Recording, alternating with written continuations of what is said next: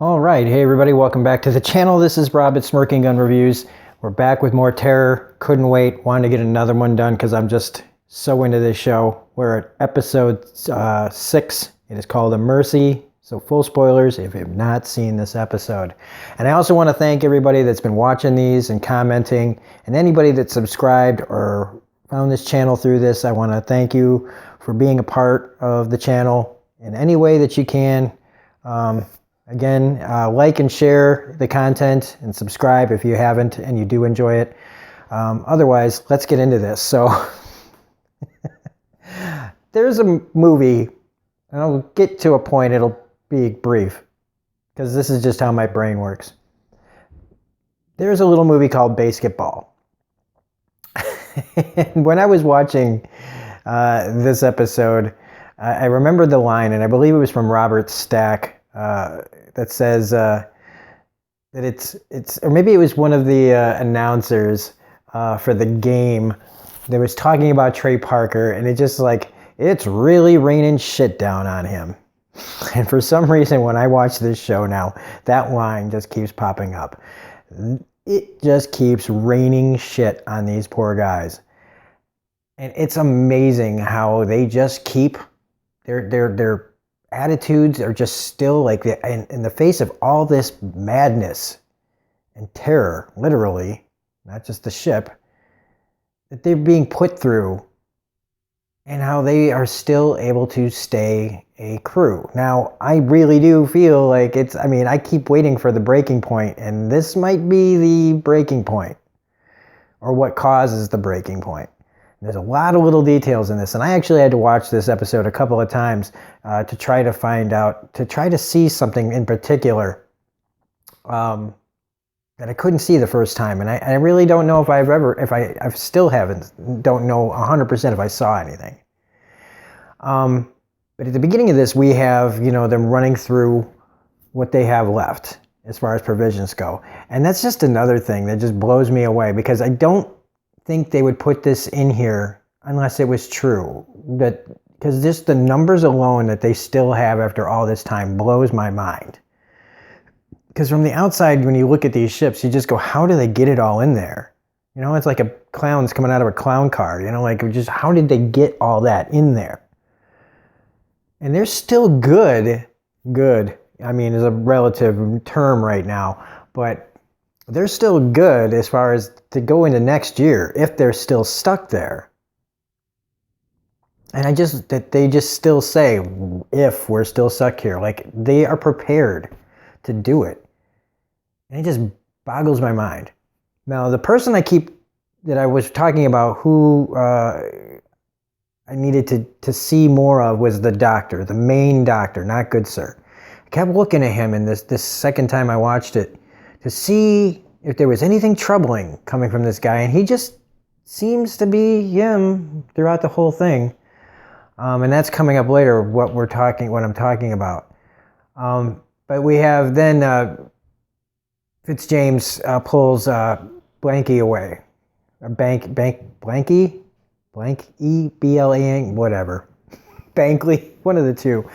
Either way, it's the guy that was a boss last episode that was doing all sorts of crazy shit, getting his leg cut, tourniqueting himself, setting the bear, whatever it is, on fire. He's still alive, and he's just up and walking around, and he's even got like a leg, like a fake leg made, and he's just rolling with it. I'm telling you, this guy is a badass. But Fitzjames wants to know about what he said earlier about this mission that they went on by this guy named Ross, he's lived and he wrote his books, and everybody's read the books and everybody thinks it's a triumph. But something he said earlier has been bugging Fitzjames. So he wants to know, like, about when he was talking to Crozier about, what happened to him could happen to you.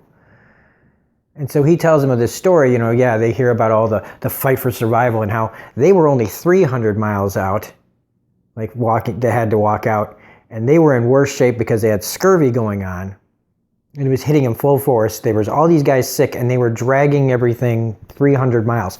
That's nothing compared to what they have to do now. But they do have provisions, and so far, they have good command. Jared Harris's Francis is getting better.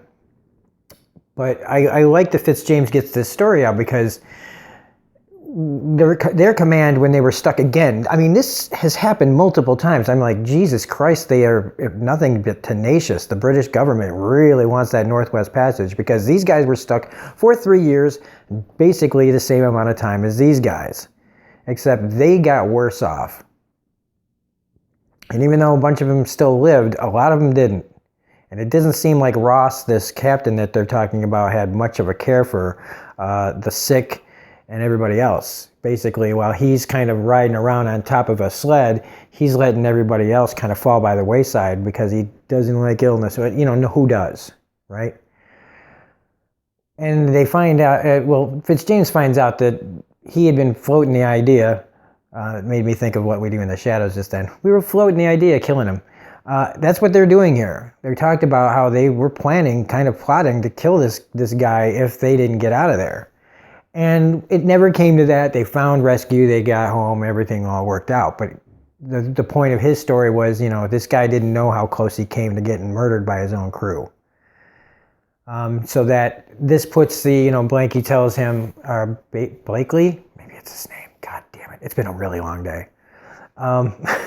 To do something for the men. If we're going to walk out of here, if we're going to leave, you got to do something to build their spirits up before you do it.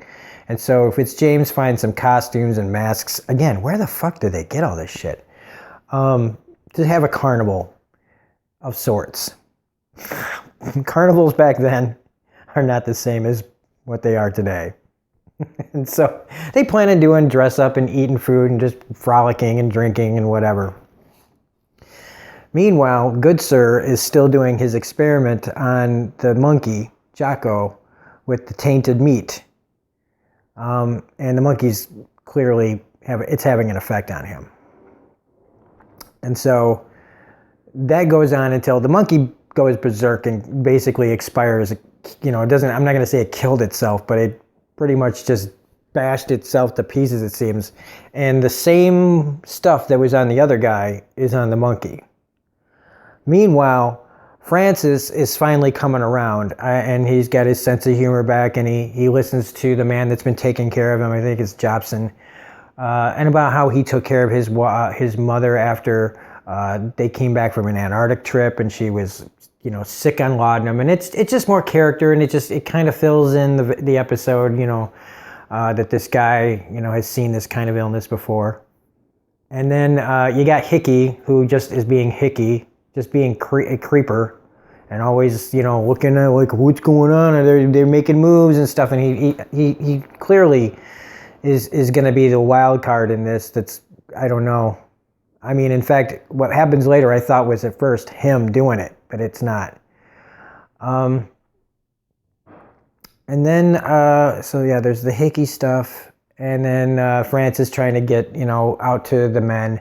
And Lady Silence is out doing like some sort of ritual, talking to this beast, you know, that she wants to take place over as shaman for this thing, that it hasn't had a shaman and it's not meant to be untethered to this world. So clearly whatever they were doing out there, again, was very important, and they interrupted it by killing her father. I still think that this is still kind of a skinwalker thing, but whatever. So she's all messed up. She's eating raw, she's eating raw stuff. But I mean, that's kind of Inuit culture, that they don't, you know, they eat stuff raw, and Native Americans eat stuff raw. But that's not really that important to the story. But then Good Sir confronts the doctor, who just earlier had been having a conversation with Collins, the guy who went underwater to get the ice out of the propeller. That he's having problems with his thinking and that they're flurried. But the doctor just keeps like, don't worry about it, you know, blah, blah, blah, you're going to all have fun. And then you see Good Sir approach the doctor, tells him that, look, we've been drinking our water from lead tanks for years, and now it's come back to haunt us. Like, we're not meant to be drinking from this for this long, and now it's making people go crazy. And again, nothing. I get nothing from the doctor. He's kind of a quiet, weird guy anyway. So he's giving me nothing with his face. But then when I thought maybe the moment that something went in his brain was when he saw Good Sir, probably in his brain thinking that he's telling them about what's going on. And it's probably true. Good Sir, the doctor doesn't want to do anything, and Good Sir is all about helping everybody. And so I'm sure that what's going on is him taking, the chance now to tell everybody about drinking the water. Meanwhile, Hickey is like taking a whiz like outside of all this, and Francis shows up, trying to see the men. But what he sees is probably like madness to him, because he's just been coming out of detox, and he sees all the guys dressed up and they're in like a tub of hot water and people just running around. You got the one guy that's like in a coma dressed up. It's probably shocking for him to see the men like this. It probably looks like something out of like Alice in Wonderland, some kind of just crazed fever dream. Meanwhile, then you also have Lady Silence kind of shows up quietly, but nobody's seen her yet. And then the doctor, not Good Sir, the main doctor, he seals the tents. He seals everybody in while Francis gives the speech that, hey, we're making a trip out of here. We've got to do this now, blah, blah, blah. And all of a sudden, you see the doctor pouring gasoline on everything. And it's like, oh, fuck. And then he does this to himself. So first he lights the whole place up while the guys are all inside. And then Francis is the only one to see who this was before he lit himself up. So he did like a Buddhist monk and just torched himself. No noise. Just complete craze.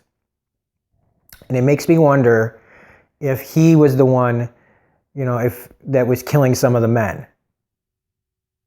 Because when the guy that got cut in half, they were talking about how he was hit with a claw or whatever, right? And yeah, we did see the beast, but it seemed like the way he was talking about the cuts were purposeful, like he knew what he was doing.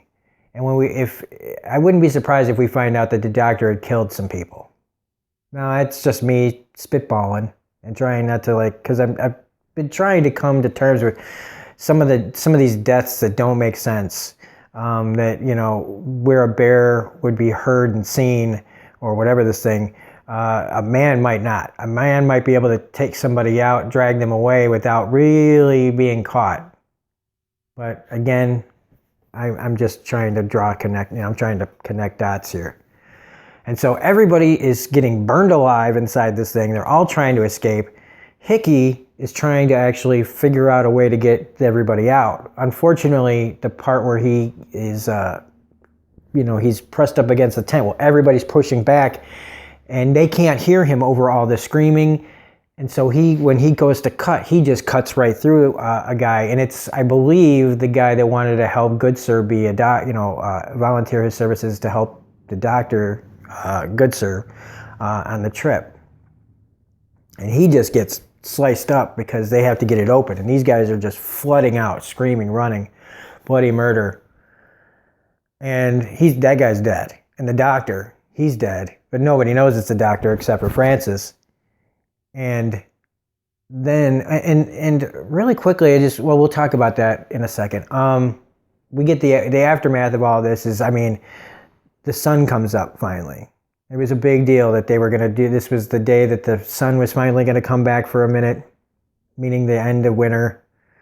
I really love the shot of all of it and just seeing the fire rage, and it made me think of The Thing a little bit there, the end of The Thing, where, after everything, it's all smoke and ash, and it's just as cold as it was before. And now they got to figure out who's who that's dead and who's alive.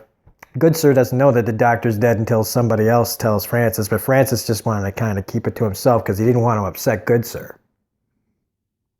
And then we get the guy that reminds me of, he's got the beard and he's always giving the guy books. Him and that guy, when he finds out that he lived, he hugs him so hard. And it's like, I can't remember if their relationship, because it's very much like a father-son thing. And I if anybody else remembers what their relationship is, it's kind of a sweet relationship. You don't really see that in the rest of the episodes of two guys that are just like close. We've seen other relationships or whatever. This one like seems like really close, like father-son stuff, like I said. But now Goodsir is the head doctor, and it's time to move on. And Lady, I believe she's there. Lady Silence is there, but we haven't heard anything about what's going on, what happened with her little talk with the, mythical bear. But all I know is that it's not responsible for this, or at least I don't think so. So, just another crazy episode. If I've missed anything, I apologize. Like I said, I do this without a script, and I have worked all day, and I donated plasma this morning, so please forgive me. But anyway, I can't wait to see what happens in episode 7. It's just going to be a snowball from here. So if you liked this review, please hit the like button, comment, share, subscribe, all that rigmarole. Otherwise, this is Robert Smirking Gun Reviews. We're saying we're going to be back in a little bit with my next Sam Rockwell month movie. It's called Mercy, and oh my God, is it bad. But in the best possible way. And of course, he's good in it. So anyway, this is Robert Smirking Gun Reviews saying we'll see you guys later, and have a great day.